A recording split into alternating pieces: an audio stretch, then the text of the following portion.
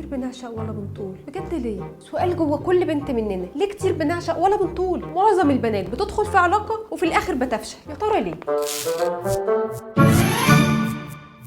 البنات بتعشق ولا بالطول علشان بتدخل علاقه بقلب جامد. اي واحده لسه متعرفه على حد جديد او بتدخل علاقه جديد تلاقيها داخله معاه في حياته بقلب جامد، وكمان بتبقى عايزاه يدخل حياتها بقلب جامد، تقعد تحكي له القديم والجديد وتعرفه على اصحابها القريبين وكانها خلاص لقت العو، وهي اصلا ما بتبقاش لسه عارفه هو بيشتغل ايه. تبتدي ترسم احلام واماني، هما ممكن يكونوا صحاب عادي، هي بتحب تاخد العلاقه لمنحنى تاني. يقوم الواد ده يقول ايه ده ايه ده ايه ده ايه ده اللي انا فيه ده، ويتخض ويهرب وتبقي عشقتي ولا طولتي. البنات بتعشق ولا بالطول علشان دايما عندها حسن نيه. البنات دايما مسلمين بمبدا حسن النيه، حتى لو اللي معاها ده سايب 3 قبلها هتفضل برضو تقول هم اكيد اللي غلطانين، معقوله الحلو ده يتساب؟ ما هو الحلو ده مستحيل يغلط ابدا. تدي بقى تخترع له حجج واعذار على كل تصرفاته، ما يسالش عليها باليومين 3 وتقول اصله تعبان اصله مشغول لازم اكون جنبه. هو اصلا مش عايزها تكون جنبه، هي اصلا لما بتتصل ما بيردش، بيقعد يقول لها اسف سوري كنت نايم مشغول كنت في التويليت، هو اصلا مش عاوز يكلمك. حسن نيتك دي في الاخر هتاخدي الشلوت التمام. يمرك يا ميار. البنات برضو بتعشق ولا الطول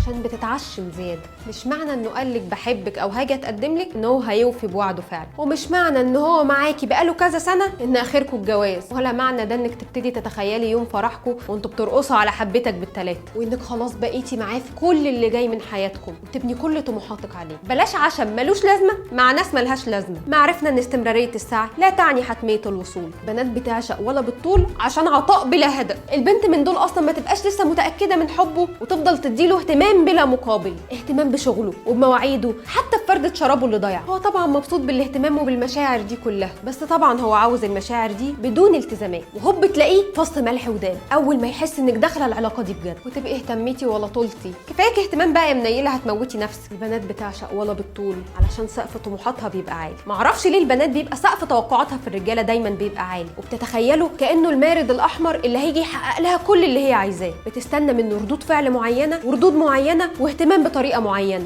تقول مستحيل يستحمل ان هو يزعلني، بس هو هيسيبك بالاسبوع عادي ما يعرفش عنك حاجه. ولو فاكره ان هو لا يمكن يكون السبب في دموعك فتبقي هبله، لانه بعد كده هيبكيكي بدل الدموع دم. يمرك يا ميار. البنات بتعشق ولا بالطول علشان بتبقى عايزاه متفصل على مزاجها. البنات شايفه ان كل حاجه ممكن ومفيش حاجه اسمها مستحيل، علشان كده هي بتبقى عايزه راجل على مزاجها هي وما فيهوش العيوب اللي هي ما بتحبهاش. لا هو مش ملاك حضرتك، هو انسان طبيعي زينا وفيه عيوب عادي جدا، لكن الانسان التفصيلي اللي في خيالك ده فهو موجود في خيالك بس مش موجود في الواقع. البنات بتعشق ولا بالطول من الاختيارات الغلط. اصلا بيبقى اختيارك اللي مهبب وزي الزفت على دماغك وترجعي تبكي على الاطلال وتقولي لا انا اللي حظي وحش. ما انت اللي اخترتي واحد معروف بين اصحابه ان هو بتاع بنات وصممتي قال يعني تكون هدايته على ايدك، واي كان فيكس هيم اي كان فيكس هيم. البنات بتعشق ولا بالطول علشان ما بتحكمش صح. البنات يا بتبقى ماشيه ورا قلبها بس وبتحكم على كل حاجه من خلال مشاعرها وعواطفها، بقى مقتنعه بمبدا مشيت ورا احساسي لقيتك حبايبي وناسي. يا بتحكم بعقلها وتفكر في كل حاجه ايه المناسب وايه الصح، حتى لو المناسب والصح ده هي مش مرتاحه فيه، وعلشان كده بنلاقي ان العلاقه فشلت. لان طبعا الصح يبقى فيه توازن بين القلب والعقل، يعني نحكم بعقلنا من منطق ايه المناسب وايه الصح، ونحكم بقلبنا علشان نشوف الصح والمناسب ده هيريحنا ويبسطنا ولا لا. اصل مش معنى انه شخص كويس يبقى سعادتي معاه مضمونه، لازم يكون قلبي مطمن ومرتاحه معاه. ولا انتوا رايكم ايه؟ البنات برضو بتعشق ولا بالطول علشان حبال الرجاله طويله. الراجل حتى لو ناوي خطوبه او جواز